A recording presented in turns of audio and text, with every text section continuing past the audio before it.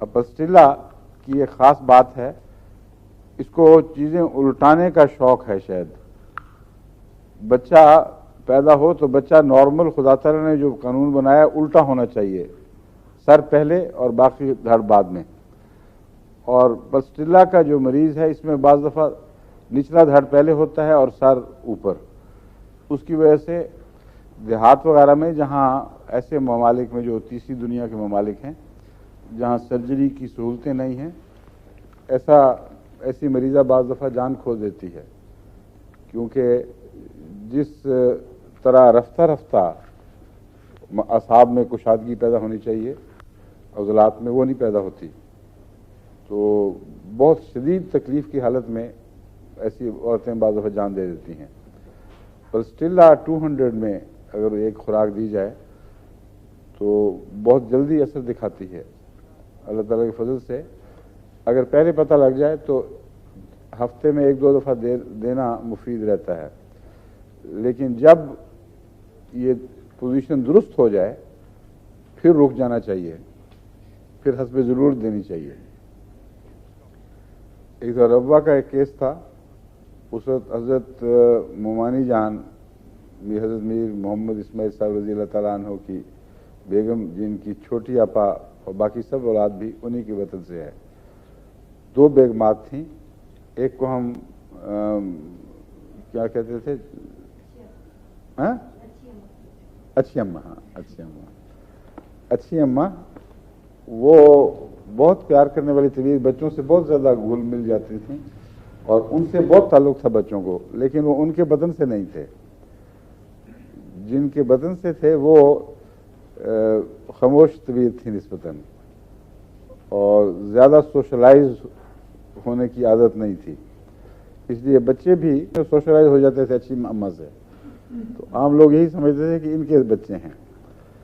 मैं पहलों की बात कर रहा हूँ, पहली जो खातून थी, अच्छा छोटी अपा वगैरह और सबकी वालदा, उनमें उनका मुझे याद है, एक दफ़ा मुझे इत्तला मिली कि किसी की, हमारे घर की कोई खातून थी, उनकी पैदाइश बच्चे की इसी तरह उल्टी हुई है, यानी सर की बजाय धड़ का निचला हिस्सा पहले था।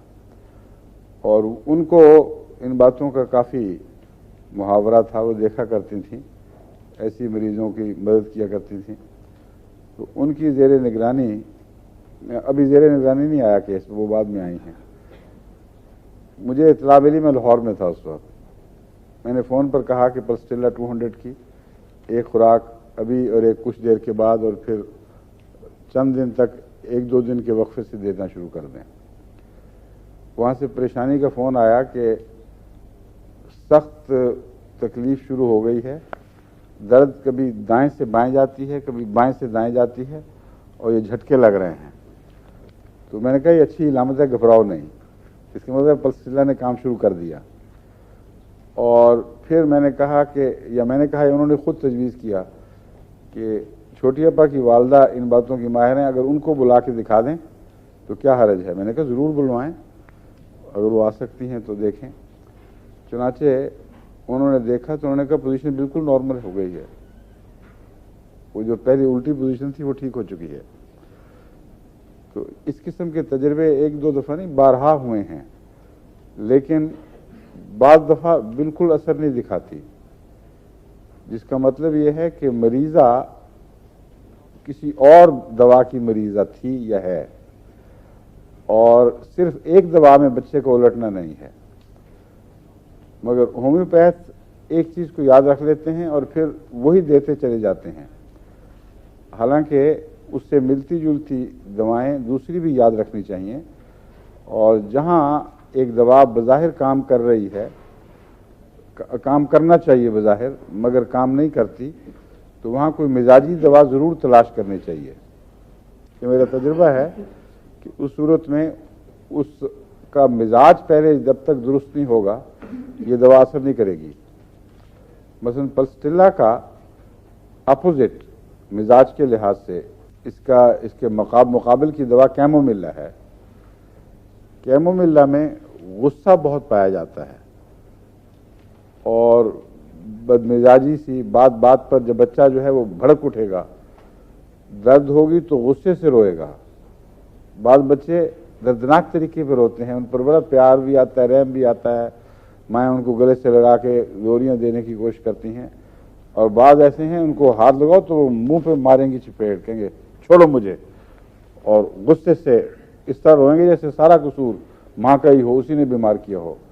वो कैमोमिला का केस कहलाते हैं।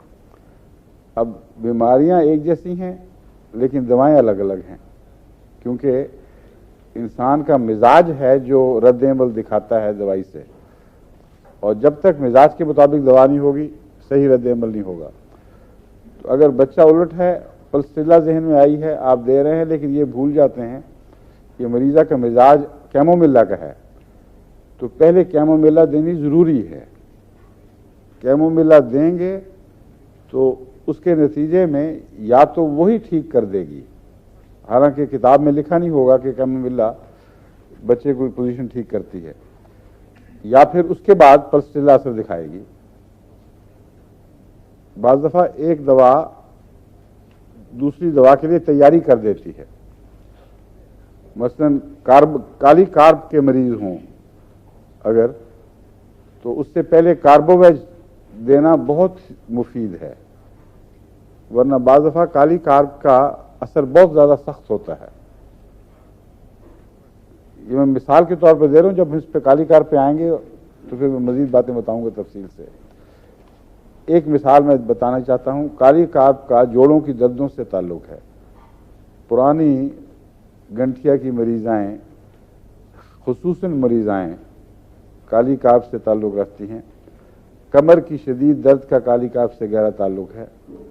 बाज़ों के जोड़ फूल के बिगड़ने लगते हैं, लेकिन इस दवा को बहुत एहतियात से इस्तेमाल करना चाहिए, क्योंकि अगर मिजाज के मुताबिक हो तो इतना ज़्यादा ज़ोर मारती है जिस्म में कि बाज़ दफ़ा जिस्म में उतने मुकाबले की ताकत होती ही नहीं, इसलिए वो लड़ भिड़ के आप हार के बैठ जाता है और शदीद तकलीफ बढ़ जाती है। सारे जोड़ों में जोश पैदा हो जाता है, खून दौर कर रहा है और कुछ पेशती जा रही, और काली कार्ब से ये सब रद्द अमल पैदा हुआ है। अगर ये ठीक कर सके तो बिल्कुल बीमारी को जड़ से उखेड़ देती है, लेकिन उसके लिए बाज़ तजर्बाकार होम्योपैथ ने, मसलन डॉक्टर केंट ने ये मशवरा दिया है कि पहले कार्बोवेज शुरू करो। कार्बोवेज निस्बतन नरम इलामतों की दवा है, ये कुछ मरीज को काली कार्ब के लिए तैयार कर देगी, फिर दे के देखो, और ऊंची ताकत में न देना, छोटी ताकत में दो, क्योंकि यहाँ निशाना अगर तुम्हारा दुरुस्त है तो उतने ज़्यादा ख़तरा बढ़ेगा। आमतौर पर यह होता है कि अगर निशाना गलत हो तो नुकसान होता है। ये दवा क्योंकि तेज़ असर वाली है इसलिए ये एहतियात ज़रूरी है। लेकिन पैदाइश के वक्त जब काली कार्ब की इलामतें हों उस वक्त कार्बोवेज की तलाश न करें, वो वक्त ही नहीं होता। और ये जो वार्निंग है, तंबीह है, इसका हर मर्ज़ से ताल्लुक़ नहीं, सिर्फ गंठिया की किस्म की मर्ज़ों से ताल्लुक़ है, जिनमें यूरिक एसिड या यूरिया की ज़्यादती से जोड़ों में दर्दें पैदा होती हैं, या और किसी वजह से एलर्जीज़ हैं जिनकी वजह से पुरानी वजुल मफासिल जिनको कहते हैं, या रूमेटिज़म, ऐसे मरीज़ों के लिए काली कार्ब एहतियात से इस्तेमाल होनी चाहिए, वरना शदीद रद्द अमल का ख़तरा होता है। लेकिन अगर दर्दें ऐसी हैं पैदाइश के वक्त कि कमर से दर्द बाहर की तरफ मुंतकिल होती है या वापस चली जाती है, सेंटर से नीचे उतरती है और फिर वापस लौटती है, और या बाहर की तरफ टांगों में उतरती है, ऐसी सूरत में काली कार्ब बहुत अच्छा असर दिखाती है। और जिन खतूत पर दर्दों को चलना चाहिए, जिसके नतीजे में बच्चे को धकेलने की ताकत पैदा होती है, उन्हीं खतूत पर ही आ जाती है। फिर बस दर्दें अगर अपने वो खतूत छोड़ दें जिन पर चलकर बच्चे को बाहर धकेलने के लिए दर्दों को खुदा ताला ने इस्तेमाल किया है, तो फिर सिर्फ तकलीफ देती हैं और फ़ायदा नहीं देती। ऐसे मौके पर तैयारी वाली बातें ना जहन में रखें। बिल्कुल जो दवा नजर आती है उसको फौरन दें।